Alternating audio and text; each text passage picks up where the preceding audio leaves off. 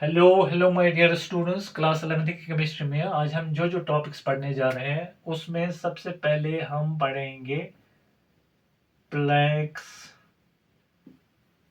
Planks quantum Planck's quantum theory. Planck's quantum theory कहने का मतलब है कि जिस तरह साइंटिस्टों ने अपने अपने तरीके से ये पता लगाने की कोशिश की कि लाइट को हम एज अ पार्टिकल मानेंगे या एज अ वेव मानेंगे, तो उसके हिसाब से उसने बोला लाइट को हम मानेंगे पार्टिकल, यानी उसने दिया पार्टिकल नेचर ऑफ लाइट।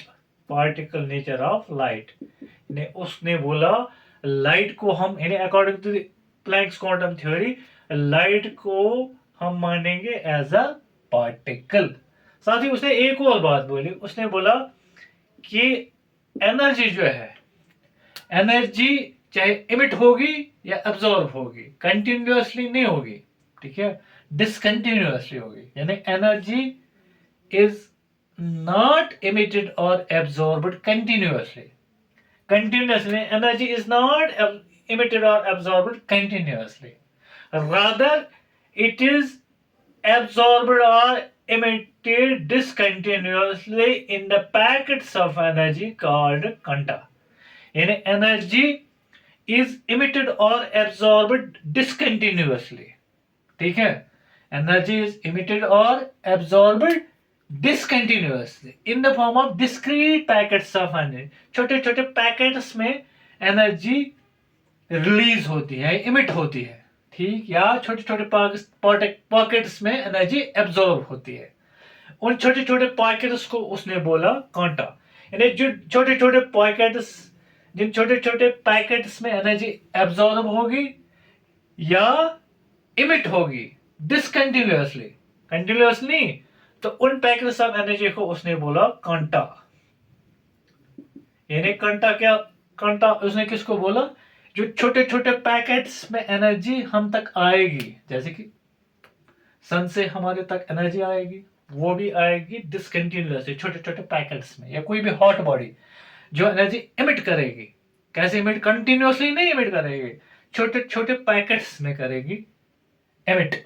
या कोई बॉडी एब्जॉर्ब करे एनर्जी, वो भी कंटिन्यूअसली नहीं करेगी, डिसकंटिन्यूअसली करेंगे, यानी छोटे छोटे पैकेट्स में, छोटे छोटे पैकेट्स ऑफ एनर्जी को उसने बोला क्वांटा। ठीक, अब अगर हम लाइट की बात करेंगे, लाइट में, लाइट हम तक, लाइट एनर्जी हम तक जो पहुंचती है वो भी छोटे छोटे पैकेट्स ऑफ एनर्जी में हम तक पहुंचती है को। तो लाइट में जो छोटे छोटे पैकेट्स ऑफ एनर्जी होते हैं ना, उनको हम बोलते हैं फोटॉन्स। फोटॉन्स, तो फोटॉन क्या होता है, फोटॉन होता है packets of energy, packets of energy. Photons क्या होते हैं, पैकेट्स ऑफ एनर्जी। और हर एक फोटॉन की एनर्जी हम किसके बराबर लेते हैं, यानी अगर हम मानेंगे let it be E is the energy of photon. Photon क्या है, छोटे छोटे पैकेट्स ऑफ एनर्जी। यानी एनर्जी जैसे कि सन से हमारे तक एनर्जी आएगी, ठीक है, लाइट एनर्जी, ठीक, तो वो कैसे आएगी ना, छोटे छोटे पैकेट्स ऑफ, पैकेट्स में आएगी।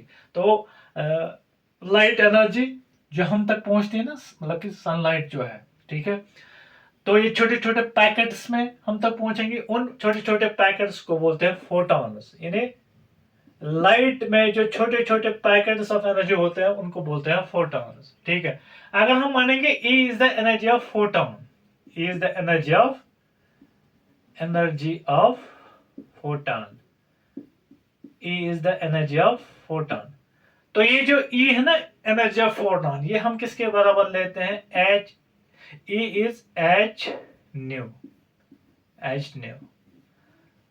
अब हम, ये H क्या है, H इज, H क्या है, H है प्लैंक्स कांस्टेंट, प्लैंक्स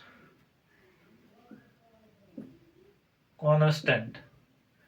और H का वैल्यू कितना है, H है 6.626 इंटू 10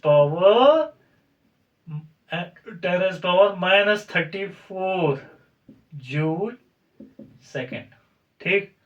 और न्यू क्या है, न्यू, ये जो न्यू है, एनर्जी ऑफ फोटोन हम किसके बराबर लेते हैं, एच न्यू, एच न्यू। अब ये न्यू क्या है, new is the frequency of light, frequency of light. ठीक, तो नटशल प्लैंक ने बोला, प्लैंक ने क्या दिया, पार्टिकल नेचर ऑफ लाइट। यानी प्लैंक के हिसाब से लाइट क्या है, light has got particle nature. और उसने बोला जब भी कोई बॉडी एनर्जी इमिट करेगी या एब्जॉर्ब करेगी डिसकंटिन्यूअसली, ठीक है, इन छोटे छोटे पैकेट्स में, जब भी कोई बॉडी एनर्जी इमिट करेगी या एब्जॉर्ब करेगी, कंटिन्यूअसली नहीं बल्कि डिसकंटिन्यूअसली, छोटे छोटे पैकेट्स में, उन पैकेट्स को बोला उसने क्वांटा। और लाइट में जो ये छोटे छोटे पैकेट्स ऑफ एनर्जी होते हैं उनको बोलते हैं फोटोन। अगर हम ई मानेंगे एनर्जी ऑफ फोटोन, तो ई को हम किसके बराबर लेते हैं, एच न्यू। एच क्या है, प्लैंक्स कांस्टेंट, और न्यू क्या है, फ्रीक्वेंसी ऑफ लाइट। तो that was about all about Planck's quantum theory. उसके बाद हमारा एक और टॉपिक है, उसके बाद आया, ये आया था, प्लैंक आया था 1900 में। ठीक, अब उसके बाद आया अल्बर्ट आइंस्टाइन, अल्बर्ट आइंस्टाइन। उसके बाद आया Albert Einstein, Albert Einstein. Albert Einstein क्या बोला उसने, उसने बोला ड्यूअल नेचर ऑफ लाइट। उसने बोला लाइट जो है, light has got particle nature as well as wave nature. उसने बोला light has got particle nature as well as wave nature, and sometimes light behaves as a particle and sometimes light behaves as wave, sometimes light behaves as a particle and sometimes light behaves as a wave। Okay, यानी कहने का मतलब है Albert Einstein ने क्या बोला, light has got dual nature, light has got dual means both particle nature as well as wave nature. अब हम देखेंगे कि ये पार्टिकल नेचर ऑफ लाइट हम कब एक्सप्लेन कर पाएंगे और वेव नेचर ऑफ लाइट हम कब एक्सप्लेन कर पाएंगे। सबसे पहले हम देखेंगे wave nature of light. Wave nature of light, इन्हें हम कब बोलेंगे कि लाइट बिहेव करती है एज वेव। अगर हम दो प्रोसेस की बात करेंगे, एक को बोलते हैं हम रिफ्लेक्शन,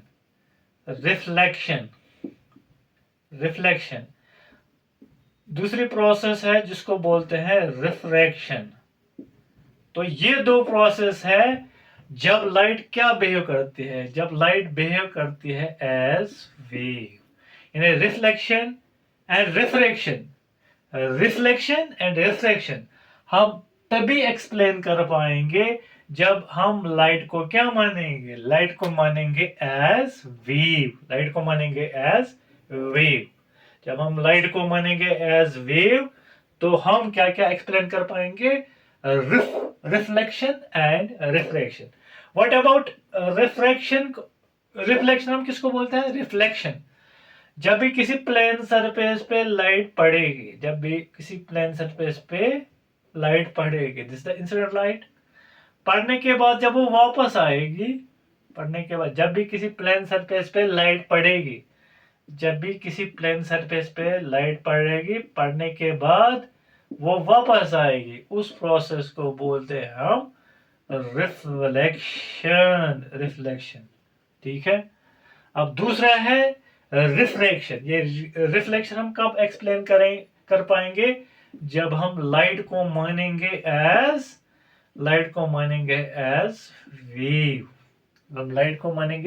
वेव, तभी हम ये रिफ्लेक्शन एक्सप्लेन कर पाएंगे।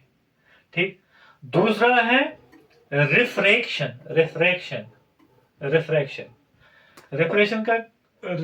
का क्या मतलब है, रिफ्रैक्शन, रिफ्रैक्शन, जब भी लाइट एक मीडियम से दूसरे मीडियम में पास होगी, एक मीडियम से निकल के दूसरे मीडियम में पास होगी, फिर वो रास्ते में बेंड होगी। The bending of light when it comes from one medium to another medium is called refraction. कहने का मतलब है, अगर मैं यहाँ पे लूंगा दिस द, ये एक बीकर है, इसमें मैंने लिया वाटर, इसमें क्या है, वाटर, ठीक, एक बीकर है, इसमें मैंने क्या लिया, वाटर, यानी अब यहां से एक, यहां से क्या है, एयर, यानी अब एयर एक मीडियम है, दूसरा मीडियम है वाटर। अब जब लाइट आएगी, यानी एक मीडियम से दूसरे मीडियम, एयर से कहा, वाटर, एक मीडियम से दूसरे मीडियम में जब लाइट आएगी एयर से वाटर में, तो क्या होगा, it will bend in its way, ठीक है, ये क्या होगी, बेंड, आना, बेंड, ये बेंड होगी। इस प्रोसेस को बोलते हैं हम, इस प्रोसेस को बोलते हैं हम रिफ्रैक्शन। तो कहने का मतलब है, ये रिफ्लेक्शन या रिफ्रैक्शन हम तभी एक्सप्लेन कर पाएंगे जब हम लाइट को मानेंगे एज वेव, ठीक है। दूसरा है particle nature of light, particle nature of light, यानी particle, particle nature, particle nature of light, यानी लाइट को हम कब कंसिडर करेंगे, एज अ पार्टिकल। एक प्रोसेस जिसको बोलते हैं हम photo, photo electric, photo electric effect, photo electric effect, photo means light, ने लाइट की मदद से इलेक्ट्रॉन का निकलना, the emission of, the emission of electrons when light strikes any metal surface, जब किसी मेटल सरफेस पे लाइट पड़ेगी, जब किसी मेटल सरफेस पे लाइट पड़ेगी और वहां से इजेक्शन ऑफ इलेक्ट्रॉन होगा या नॉकआउट ऑफ इलेक्ट्रॉन होगा, यानी इलेक्ट्रॉन निकलेंगे, ठीक है, तो उस प्रोसेस को बोलते हैं फोटो इलेक्ट्रिक इफेक्ट, ठीक है। जब भी किसी मेटल सरफेस पे लाइट पड़ेगी, पड़ने के बाद वहां होगा इमिशन या इजेक्शन ऑफ इलेक्ट्रॉन्स, ठीक, जब भी किसी मेटल सरफेस पे लाइट पड़ेगी, तो लाइट पड़ने के बाद इलेक्ट्रॉन का इजेक्शन होगा या नॉकआउट ऑफ इलेक्ट्रॉन होगा, that means the knockout, yeah, the ejection of electrons when light strikes any, when light strikes any metal surface is called photoelectric effect। और जब इलेक्ट्रॉन निकलेंगे फिर वो एक जगह से दूसरी जगह तक फ्लो करेंगे, तो दैट मींस जब होगा फ्लो ऑफ इलेक्ट्रॉन्स, ठीक है, फ्लो ऑफ इलेक्ट्रॉन्स, तो पहले इलेक्ट्रॉन निकलेंगे मेटल सरफेस से, फिर वो एक जगह से दूसरी जगह जाएंगे, तो वहां से क्या प्रोड्यूस होगा, वहां से करंट प्रोड्यूस होगा, जिसको बोलेंगे photo electric, photo electric, photo electric current, photo electric current. कहने का मतलब है, लाइट की मदद से अगर हम बिजली पैदा करेंगे, लाइट की मदद से जब हम बिजली पैदा करेंगे, वहां पे जो करंट हम प्रोड्यूस करेंगे उसको बोलेंगे photo electric current. Photo effect क्या होता है, जब किसी मेटल सरफेस पे लाइट पड़ेगी, पड़ने के बाद वहां से emission of electron, sorry ejection of electron होगा या नॉकआउट ऑफ इलेक्ट्रॉन होगा, तो उस प्रोसेस को बोलेंगे फोटो इलेक्ट्रिक इफेक्ट। फिर वो इलेक्ट्रॉन एक जगह से दूसरी जगह जब जाएंगे, यानी हमारे घर में जो सोलर पैनल्स लगे होते हैं वो मेटल के बने होते हैं, जैसे कि सीजियम के, जब लाइट पड़ती है वहां से क्या होता है, इजेक्शन ऑफ इलेक्ट्रॉन, फिर हमने वहां से सोलर पैनल से अलग अंदर तक वायरिंग की होती है, यानी वहां से इलेक्ट्रॉन निकले, फिर वायर की मदद से वो फ्लो होने चालू हो गए, तो क्या पैदा होगा, इलेक्ट्रिक करंट, उस इलेक्ट्रिक करंट को बोलेंगे हम फोटो इलेक्ट्रिक करंट। ये जो फोटो इलेक्ट्रिक इफेक्ट है, ये तब हम एक्सप्लेन कर पाएंगे जब हम लाइट को मानेंगे as particle. Particle nature of light can be explained with the help of photoelectric effect, या photoelectric effect can be explained when we consider light as a particle, ठीक। अब ये फोटो इलेक्ट्रिक इफेक्ट क्या होता है, हम इसको डिटेल में पढ़ने की कोशिश करेंगे। मैंने बोला हम लेते हैं एक मेटल सरफेस, हम लेते हैं कि मेटल सरफेस, ठीक है, एक मेटल सरफेस लेंगे, जब इस मेटल सरफेस पे पड़ेगी क्या, लाइट, इस पे लाइट पड़ेगी, तो लाइट क्या, अभी हमने बोला लाइट छोटे छोटे पैकेट्स ऑफ एनर्जी की बनी होती है, यानी जो लाइट एनर्जी हम तक पहुंचती है इन the form of small packets of energy, उनको हम बोलेंगे फोटॉन। यानी कहने का मतलब है लेट इट बी, ये जो लाइट इस पे स्ट्राइक हो गई, मेटल सरफेस पे जो लाइट पड़ गई, यानी एक फोटॉन या फोटॉन का स्ट्राइक हो गया, फोटॉन का स्ट्राइक यानी फोटॉन इस पे पड़ गया, फोटॉन मीन्स एनर्जी। तो लेट बी ये फोटॉन इस पे पड़ गया, इसको हम एनर्जी, इसकी एनर्जी हम मानेंगे, एनर्जी हम मानेंगे E. Photon, energy of the photon किसके बराबर होती है, एच न्यू के बराबर, एच न्यू के बराबर। यानी जो फोटॉन होगा ना, जो फोटॉन स्ट्राइक करेगा इस मेटल सरफेस पे, इसकी एनर्जी हम लेंगे H new, wire H is playing constant, new is the frequency of light. ठीक, यानी हम मानेंगे ई, क्या हम मानेंगे, ई को हम मानेंगे energy, energy of photon, incident photon. जो इंसिडेंट फोटॉन है जो मेटल सरफेस, इसकी एनर्जी हम मानेंगे ई के बराबर। ठीक, अब इस लाइट की फ्रीक्वेंसी, लेट बी ये जो न्यू है, this is the frequency of light, frequency, frequency of light. यानी हमने माना ये जो फोटॉन इस पे स्ट्राइक किया, उसकी एनर्जी हमने ई के बराबर लिया, और जो ये लाइट इस पे पड़ गई, इसकी फ्रीक्वेंसी हमने मानी न्यू के बराबर। अब ये एनर्जी ऑफ द फोटॉन किसके बराबर अकॉर्डिंग टू प्लैंक्स, वो होगी एच, एनर्जी ऑफ फोटॉन होगी एच न्यू के बराबर। ओके, वायर एच क्या है, H is Planck's constant, H क्या है, एच इज प्लैंक्स कांस्टेंट, और एच का वैल्यू किसके बराबर है, H is 6.626 into 10⁻⁻34 joule second. ठीक, दैट मींस एक फोटॉन आया जिसकी एनर्जी हमने इसके बराबर ली, उस फोटॉन को क्या करना है, इसको एक पहले तो इलेक्ट्रॉन को निकालना है, निकालने के बाद उसको एक जगह से दूसरी जगह, उस एनर्जी की मदद से इलेक्ट्रॉन को एक जगह से दूसरी जगह ले जाना है। ठीक, तो ये मेटल सरफेस है, हमें इलेक्ट्रॉन निकालना है, तो इस जो ये लाइट इस पे पड़ेगी, उस लाइट की कुछ ना कुछ मिनिमम फ्रीक्वेंसी होनी चाहिए जिसकी मदद से वो इस इलेक्ट्रॉन को निकाल पाए। ठीक है, तो उस फ्रीक्वेंसी को हम बोलते हैं threshold frequency, threshold, threshold frequency, threshold frequency, जिसको हम लेंगे किसके बराबर, न्यू नॉट के बराबर। कहने का मतलब है जब इस लाइट की जो ये लाइट इस पे पड़ेगी, या जो ये कोई फोटॉन इस पे पड़ेगा, ठीक है, तो उस फोटॉन की या उस लाइट की कुछ ना कुछ फ्रीक्वेंसी होनी चाहिए। ठीक है, तभी ये इलेक्ट्रॉन निकलेगा, उस फ्रीक्वेंसी को बोलते हैं हम threshold frequency. That means the minimum frequency which an incident light, the minimum frequency which an incident light should have to cause ejection of electron is called the threshold frequency। कितनी कम से कम frequency इस light की होनी चाहिए, the minimum frequency of incident light required to cause the ejection of electron, ताकि यहां से electron का इजेक्शन हो जाए। इस लाइट की, इंसिडेंट लाइट की, इंसिडेंट फोटॉन की कितनी कम से कम फ्रीक्वेंसी होनी चाहिए ताकि यहां से इजेक्शन ऑफ इलेक्ट्रॉन होगा, उसको बोलते हैं थ्रेशहोल्ड फ्रीक्वेंसी। ठीक है, अब दूसरा है work function of metal, work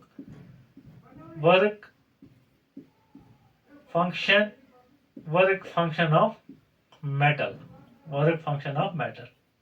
ठीक है, देखो किसी मेटल में से इलेक्ट्रॉन निकालना आसान, थोड़ी सी लाइट पड़ गई तो इलेक्ट्रॉन निकल गया। दूसरा मेटल ऐसा होगा उसमें आपको बहुत सारी लाइट, मतलब इजीली इलेक्ट्रॉन नहीं निकल पाएगा, यानी अलग अलग मेटल्स की अलग अलग वर्क फंक्शन होगी। किसी मेटल में से इलेक्ट्रॉन निकालने के लिए कम एनर्जी लगेगी, किसी मेटल में से इलेक्ट्रॉन निकालने के लिए ज्यादा एनर्जी लगेगी।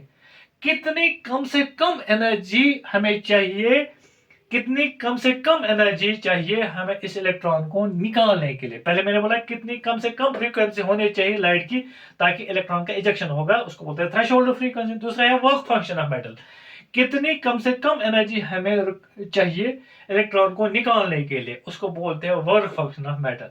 ये वर्क फंक्शन ऑफ मेटल अलग अलग मेटल का अलग अलग होता है, यानी अलग अलग मेटल में से इलेक्ट्रॉन निकालने के लिए अलग अलग एनर्जी लगेगी। ठीक है, the minimum energy of light the minimum energy of photon, yeah, and minimum energy of light required to cause the ejection of electron is called a work function. Let be ये work function हम लेंगे ई not के बराबर, ई not के बराबर, ठीक, क्योंकि energy है ई नॉट। अब देखिए जो इलेक्ट्रॉन इस पे पड़ गया इसकी एनर्जी कितनी है, एच न्यू। ये जो है इस एनर्जी की मदद से हमें दो काम करने हैं, ठीक। एक तो इस इलेक्ट्रॉन को हमें निकालना है, दैट मींस थोड़ी सी एनर्जी चाहिए जिसको हम बोलेंगे work function of the metal. फिर बची हुई एनर्जी जो है वो किसमें कन्वर्ट होगी, that will be converted into the kinetic energy of electron, ठीक। यानी यहां से जो एनर्जी है हमें एच न्यू, इस एच न्यू से हमें दो काम करने हैं, एक तो ये वर्क फंक्शन, यानी मेटल में से इलेक्ट्रॉन निकालना, कितनी आधी एनर्जी इस इंसिडेंट फोटोन की आधी एनर्जी लगेगी, आधी एनर्जी यूज होगी as the work function of metal, यानी इस इंसिडेंट फोटोन की आधी एनर्जी होगी इलेक्ट्रॉन को निकालने में, जिसको हमने ई नॉट माना। बाकी ये जो एनर्जी बच गई इसमें से वो किसमें यूज होगी, इलेक्ट्रॉन को दौड़ाने में, यानी as a kinetic energy of the electron. हम इसको यहां से डिटेल में अब पढ़ने की कोशिश करेंगे, ठीक है। अब देखिए यहां से मैं डिटेल में इसको दिखाने की कोशिश करूंगा। देखिए हमने माना, एक तो हमने माना कि दिस, ये जो है this is the threshold frequency, threshold frequency, यानी कितनी कम से कम हमें फ्रीक्वेंसी चाहिए इलेक्ट्रॉन को निकाल, इंसिडेंट लाइट की कितनी कम से कम फ्रीक्वेंसी होनी चाहिए ताकि इलेक्ट्रॉन निकल सके। फिर हमने बोला ई नॉट, ई नॉट क्या है, this is the work function, work function of metal, किसी मेटल में से इलेक्ट्रॉन निकालने के लिए कितनी एनर्जी हमें लगेगी, ठीक है, this is the work function of metal E not, ये एनर्जी है ना, तो दैट मीन्स ये ई नॉट हम किसके बराबर लेंगे, ई नॉट एच न्यू, अगर न्यू कौन सा है, ये थ्रेशोल्ड फ्रीक्वेंसी वाला, new not, E not is H nu naught, ठीक। इंसिडेंट फोटोन, जो फोटोन की एनर्जी, इंसिडेंट फोटोन जो हमारे पास है, इंसिडेंट फोटोन जो है उसकी एनर्जी किसके बराबर है, यानी एनर्जी इंसिडेंट फोटोन की वो हमने ई के बराबर लिया, वो किसके बराबर है, एच न्यू, ठीक है। अब देखिए ये जो इंसिडेंट फोटोन की एनर्जी है ई, इससे हमें दो काम करने, एक तो वर्क फंक्शन, मैटर इसमें से आधी एनर्जी इलेक्ट्रॉन को निकालने के लिए यूज होगी, बाकी बची हुई एनर्जी जो होगी वो यूज होगी as a kinetic energy of electron, ejected electron. ये ई के ई किसके बराबर है, एच न्यू के बराबर, ई नॉट किसके बराबर है, एच न्यू नॉट के बराबर, ठीक है, प्लस काइनेटिक एनर्जी यानी हाफ ऑफ mv स्क्वायर, ठीक है।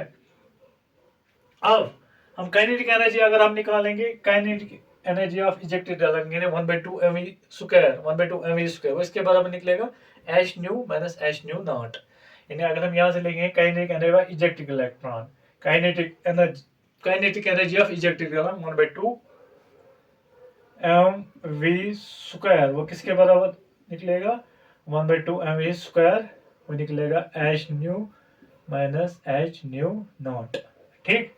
अगर हम एच कॉन्स्ट निकालेंगे, 1/2 mv square is equal to h nu minus nu naught, ठीक है। This is the expression for kinetic energy of ejected electron, 1/2 mv square is kinetic energy of ejected electron. कहने का मतलब है जो इंसिडेंट फोटोन, जो मेटल सरफेस पे photon पड़ गया उसकी एनर्जी थी एच न्यू, इसमें आधी एनर्जी यूज होगी एज एच न्यू नॉट, जिसको हमें वर्क फंक्शन बोला, तो बाकी बची हुई एनर्जी यूज होगी as a kinetic 1/2 mv square, ठीक है। तो ये था expression for kinetic energy of ejected electron. अब हम थोड़ा सा ग्राफ की मदद से आपको समझाने की कोशिश करेंगे। देखिए अगर एक साइड से लेंगे काइनेटिक एनर्जी, एक साइड से लेंगे फ्रीक्वेंसी, अभी आपने देखा काइनेटिक एनर्जी जो है, kinetic energy of ejected electron 2 mv square, वो किसके बराबर हमें निकला, H nu minus nu naught, यानी h being the constant, that means kinetic ejected electron directly depends upon frequency of incident light. ठीक, तो अगर हम देखेंगे एक साइड से मैं लूंगा काइनेटिक एनर्जी, एक साइड से लूंगा फ्रीक्वेंसी ऑफ इंसिडेंट लाइट, यहां से मैं लूंगा फ्रीक्वेंसी न्यू, यहां से मैं लूंगा kinetic energy of ejected electron. ठीक है, वो इसके बराबर, तो ये इस तरह से ग्राफ आएगा। देखने यहां से क्या है, this is the new naught, यानी पहले आपको न्यू नॉट तक पहुंचना है। ठीक है, जब न्यू नॉट फ्रीक्वेंसी होगी, थ्रेशोल्ड फ्रीक्वेंसी होगी, इंसिडेंट लाइट की लाइट जब इंसिडेंट लाइट की फ्रीक्वेंसी जब थ्रेशोल्ड फ्रीक्वेंसी के बराबर होगी, काइनेटिक एनर्जी जो जो जो फ्रीक्वेंसी बढ़ेगी काइनेटिक एनर्जी भी बढ़ेगी।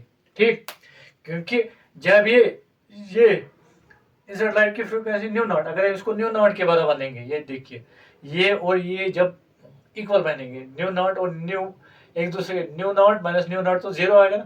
दैट मींस जब इंसिडेंट लाइट की फ्रीक्वेंसी बिल्कुल थ्रेशोल्ड फ्रीक्वेंसी के बराबर होगी, तो काइनेटिक एनर्जी सिर्फ तब इलेक्ट्रॉन निकलेगा, उसको आप दौड़ा नहीं सकते। ठीक, इंसिडेंट लाइट की फ्रीक्वेंसी जब थ्रेशोल्ड फ्रीक्वेंसी के बराबर होगा, ओनली इजेक्शन ऑफ इलेक्ट्रॉन होगा, उसके पास काइनेटिक एनर्जी कुछ नहीं होगी, इलेक्ट्रिसिटी पैदा नहीं होगी। ठीक है, इलेक्ट्रॉन का इजेक्शन होगा मगर करंट प्रोड्यूस नहीं होगी, क्योंकि इलेक्ट्रॉन को निकालना है, निकालने के बाद उसको दौड़ाना भी है। जब इंसिडेंट लाइट की फ्रीक्वेंसी बिल्कुल थ्रेशोल्ड फ्रीक्वेंसी के बराबर होगा, kinetic energy of the electron will become zero. ठीक है, तो दैट मींस फोटो इलेक्ट्रिक पैदा करने के लिए आपको इंसिडेंट लाइट की फ्रीक्वेंसी थ्रेशोल्ड फ्रीक्वेंसी से ज्यादा होनी चाहिए। ठीक, okay, that was all about dual nature of light. वो हम कैसे एक्सप्लेन कर पाएंगे, हमने बोला पहले, हमने बोला Planck's quantum theory. Planck's quantum theory में हमने बोला कि प्लैंक ने क्या बोला, Planck give particle nature of light. उसने बोला कि लाइट जो है, light has got particle nature. साथ ही उसने बोला कि एनर्जी चाहे इमिट होगी, एब्जॉर्ब होगी, छोटे डिसकंटिन्यूअसली होगी, छोटे छोटे पैकेट्स में, जिसको उसने नाम दिया क्वांटा। साथ ही उसने बोला लाइट एनर्जी जो हम तक पहुंचती है वो भी छोटे छोटे पैकेट्स में आती है हम तक, तो उन छोटे छोटे पैकेट्स को हम, उसने बोला फोटॉन, और हर एक फोटॉन की एनर्जी कितनी होगी, एच न्यू के बराबर। ठीक, तो दूसरा है कि ये जो पार्टिकल नेचर ऑफ लाइट है, दूसरा आया फिर आइंस्टीन। आइंस्टीन ने बोला नहीं नहीं नहीं, लाइट का खाली पार्टिकल नेचर ही नहीं, या लाइट का खाली wave nature, light has got dual nature, both particle as well as wave. तो लाइट का वेव नेचर हम कब एक्सप्लेन कर पाएंगे, जब लाइट का वेव नेचर हम कब एक्सप्लेन कर पाएंगे, जब हम बात करेंगे रिफ्लेक्शन और रिफ्रैक्शन, यानी refraction and reflection can be explained जब हम लाइट को मानेंगे एज वेव। ठीक है, दूसरा है फोटो इलेक्ट्रिक, जब अभी हमने खत्म किया फोटो इलेक्ट्रिक इफेक्ट, ये हम तब एक्सप्लेन करेंगे जब हम वेव को मानेंगे, जब हम लाइट को मानेंगे as particle. Okay, that was all about for today. Thank you.